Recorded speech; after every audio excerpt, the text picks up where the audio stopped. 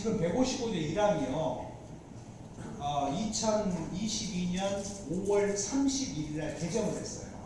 개정을 해서 개정하기 전 신규주택을 취득할 현재 종전주택이 조정 대상지역이 있고 취득한 신규주택도 조정 대상지역이 있다고 한다면 두 개가 모두 조정 대상지역이라고 한다면 신규주택을 취득한 때로부터 몇 년 내에 종전주택을 팔아라? 1년 내에 팔아라. 하지만 조건이 있죠. 반드시 신규주택을 취득한 때로부터 1년 이내에 뭐 해라? 신규주택을 전 식구가 이사를 가라. and 뭐래라? 주민등록 전입신고를 해라. 하지만 신규가 취득 당시에 기존 임차자가 있는 경우로 한다면 신규 계약 또는 갱신계약을 하지 않는 경우로 한다면 그 사람의 임대 종료일까지 인정해 줄게. 단 몇 년을 초과할 수 없다? 2년을 초과할 수 없다. 근데 이게 문제가 됐어요. 자, 주택임대차 보호법상에 6조에 있죠. 뭐라고 되어 있어요? 자, 첫 번째 임대기한 종료 몇 개월 전까지? 3개월 전까지 임차자건 임대자건 퇴거 요구를 해야 돼요. 말을 안 하면 무슨 일이 벌어져요?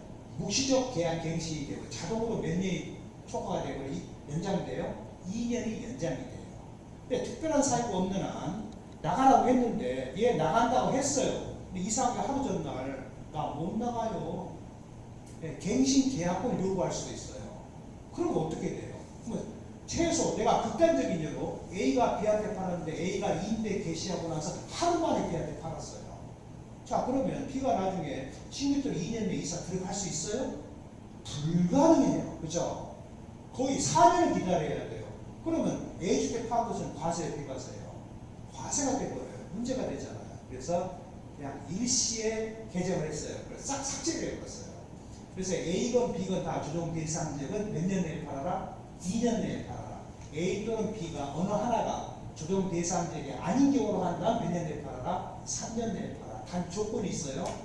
종전주택 A 취득한 때로도 몇 년을 경고하고 B를 취득해야 돼요? 1년 이상 경고하고 B를 취득해야 돼요. 근데 신문 이야기해요. 극단적인 예로 합시다. 정확히 1년이에요. 그 사람 이해를 못하겠습니다. A 취득하고 딱 1년이에요. 1년, 세번 1년을 경고하고 그랬어요. 그건 무슨 뜻이에요? 1년 초과라는 뜻이에요. 그죠? 정확히 1년이에요. 그러다 보니까 취득을 초유를 하고 빼버리니까 1년이 안 돼버려요. 근데 그 사람 취득당합니다. 심판까지 취득만 해요.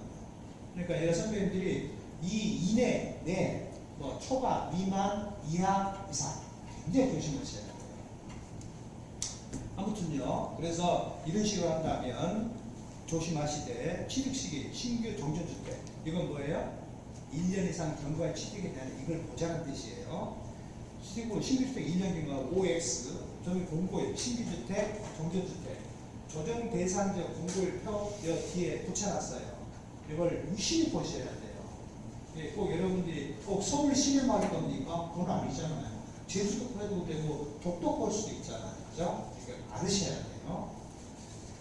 그 다음에 151항 본문 제2호 1년 또는 2년의 종택 양도 조건 이거 조심하셔야 되고 경과규정 3년 이내 2018년 9월 13일 이전에 만약에 신규 취득했다고 한다면 그것을 개정 규정에 불구하고 뭐한다? 3년이에요. 그 다음에 신규 주택을 2018년 9월 23일 이전에 13일 이전에 이전부에서 13일 포함이 안 돼요? 포함이 됩니다. 이전에 계약을 하고 계약금 완납한 사실이 입증이 된다면 그 집은 1년 이내 이상 안 가도 좋다. 그건 다 지금 다 의미가 없어요. 다 삭제된 거예요. 지금은 2년으로 바뀌었어요. 근데 어차피 우리 업무가 미래를 먹고 사는 경우는 거의 없어요. 거의 99.9%가 과거를 먹고 살아요. 그렇기 때문에 여러 선배님들이 일하실 때 저는 제일 편한 게 뭐냐면요. 대부분 의뢰인들이 여기저기 다 장보고 와요. 장보고 와서 내 말을 가만히 들어봐요. 그럼 어떤 경우는요, 나보다 더 많이 알아요. 네, 그 이제 여러 가지 가면서 조합을 했거든요. 나는 미워서 무조건 상담료를 받습니다. 여러 선배님도 이 일을 수주하고 안 하고를 떠나서 상담료를 받읍시다. 저는 시간당 60만 원 받습니다. 무조건 받아요. 대신에 나중에 수임하면 해당 금액을 빼고 나머지는 받겠습니다. 그러면 다 아무 소리 없고 주세요. 그리고 절대 그 사람 말에, 의뢰인 말에 휘말리지 마세요. 내가 끌고 가세요. 끌고 가면서 자꾸 되물어 봐야 돼요. 그러고 나서 마지막에 전체를 설명해 주면 꼭 가면서 마지막에 무슨 말인지 알아요? 당신이 최고입니다. 기분 좋잖아요. 그분 다른 곳에 안 갑니다. 왜? 다른 데는 못 믿거든요. 그리고 다른 데서 안 하려고 하거든요. 그죠? 그러면 해박해야 돼요. 해박해야 돼요. 그러니까 그 사람이, 의뢰인이 물어본 거에 앞서서 내가 먼저 물어봐야 돼요. 이렇게 다가가 같은 경우도요. 아, 필요티 있습니까? 필요티 방 있어요? 집 있어요? 옥탑 있어요? 없어요? 이거 보통 전화 온 거잖아요. 몇 번지 집을 알려주잖아요. 그럼 미리 로드뷰를 봐요. 그러면 가스 계량기가 22개 있던데요. 그거 22가구가 던 아닙니까? 그럼 다가구가 아니지 않습니까? 왜 아니네요? 안 되죠. 19가구가 넘어버렸잖아요. 그죠? 네. 근데 왜 19가구일까요? 20가구도 아니고. 20가구 이상이 되면요, 주택법에 사업계획 승인받아야 돼요. 그래서 19가구. 그래서 그런 식으로 여러분 선배님들이 판단하시면 큰 어려움이 없으실 거다라는 얘기죠. 그 다음에 중과세율 적용 제외 대상이요. 근데 그건 1세대 2주택 이상일 때, 2주택일 때에 간단히 설명을 하려고 해요. 2주택일 때 내가 1억 원 이하짜리 소형주택이 하나 있어요. 일반 주택이 하나 있어요. 자, 일반 주택을 먼저 팔면 중과일까요? 일반세율일까요? 소형주택은 일반세율 지급하도록 규정하고 있어요. 장특공제 돼요. 그죠? 근데 거기에 보면은 1호부터 8호를 제외한 유일한 일반주택 하나는 중과 안 한다고 되어 있어요. 제가 8호인지 11호, 2호인지 잘 모르겠는데요. 근데 거기에 167조의 10에 가보면요, 소유주택 빠졌어요. 바로 위에, 소유주택 8월 겁니다. 1호부터 7호를 제외한 유일한 일반주택 하나는 중과 안 하게 했어요. 소형주택 자체를 팔면 중과 안 해요. 그러나 일반주택을 팔면 중과 나갑니다. 조심하셔야 돼요. 그러니까 세부 보실 때 대충 보시면 안 돼요. 명확히 봐야 돼요. 그 다음에 여러 선배님들이 가장 많은 실수가 조정 대상자격이 있다고 해서 무조건 중과입니까? 아니에요. 일단 중과 대상 주택수가 먼저 확보가 돼야 돼요. 그죠? 그럼 중과 대상 주택수 확보의 기준은 뭐예요? 첫 번째가 소재 기준이죠. 소재 기준은 어디예요? 수도권과 5대 광역시 및 어디에 있는 거예요? 세종특별자치시에 있는 거. 어디 읍면에 있는 거예요? 아니죠. 어디에 있는 것만? 수도권과 5대 광역시와 세종특별자치시에 어디에 있는 것만? 동지역에 있는 것만. 읍면은 빠집니다. 그죠? 그 다음에 그러면 수도권과 5대 광역시 및 세종특별자치시의 동지역을 뺀 여타의 지역은 뭘 적용해요? 가액 기준을 적용하죠. 기준시가 3억 초과분. 그런 걸 싹 더하니까 4개 들어간 얘기입니다. 그 4개 중에 어디로 올까요? 사천으로 봅시다. 사천. 경상남도 사천에 있는 집이 기준시가 6억짜리예요. 서울에 집이 3채가 있어요. 그럼 이 사람은 중과대상 주택수가 몇 개예요? 4개예요. 그죠? 근데 사천 걸 팔아요. 사천 걸 중과해요? 안 해요? 해요? 안 해요? 그냥 말씀보세요. 안 해요? 네. 왜? 사천은 조정 대상지역이 아니라고 합니다. 그죠? 그래서 중과 대상 주택수가 먼저 확보가 되고 양도한 주택이 양도를 이제 조정 대상지역에 있는 경우만 중과를 한다는 얘기죠. 하지만 5월 30일 날 개정했죠? 뭐라고 개정했어요? 한시적 법률을 만들었죠? 2022년 5월 10일부터 2023년 5월 9일까지 양도하는 경우로서 몇 년 이상 보유한 거예요? 2년 이상 보유한 것은 중과하지 말자. 그러면 장특공제 해준다 안 해준다? 해준다. 해당 주택이 80% 표2 장특공제율을 적용할 이유가 있을까요? 없죠. 절대 있을 수 없죠. 왜? 그 사람은 2주택 이상인 거니까. 그죠?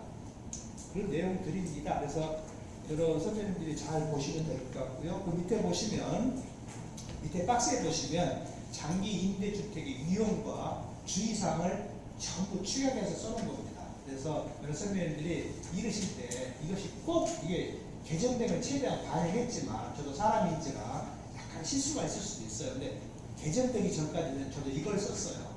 이걸 동그라미 쳐가면서 이야기하면서 비과세야. 이걸 그대로 신고서에 붙여버려요.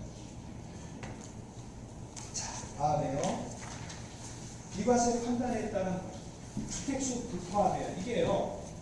소득세법상 농어촌 주택이 있고 조특법상 농어촌 주택이 있잖아요. 시행령 155 7항부터 14항까지 조특법 99조 4의 농어촌 주택 또는 97조의 장기임대주택, 97조 2의 2호상 신축 장기임대주택 이런 임대주택, 미분양주택 있다고 한다면 꼭 주의할 사항이 있어요.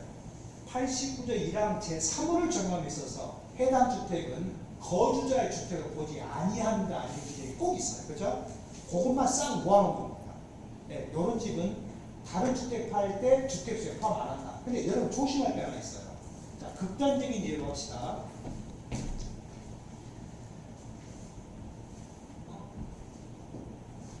극단적인 예로요. A가 있고요, B가 있어요.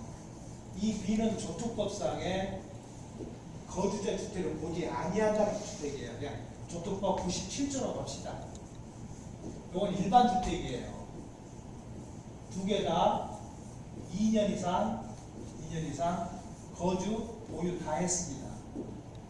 자, B를 팝니다. 과세요, 비과세요? 뭐 일시적, 일시적 아니에요. B를 먼저 팔아요. 과세요, 비과세요? 과세요. 그죠? 2주택이니까요. 근데 A를 먼저 팔면요? A를 먼저 팔면요. A를 먼저 팔면 비과세죠. 그죠? 왜? A를 팔 때 B는 없는 걸로 보라겠습니까? 근데, 자, A를 팔고 나서 그 다음날 B를 팔아요. 과세요, 비과세요? 비과세요. 비과세는 100% 추진당합니다. 네. 자, 말을 뒤집어 생각해봐요. A를 양도할 때 B주택은 거주자 주택에 또 보지 아니한다. 그러면 B주택이 거주자의 주택으로 볼 때는 언제부터라는 얘기예요? A를 양도할 때 B주택은 거주자의 주택으로 보지 아니한다는 규정이 거의 대부분 2항에 있어요.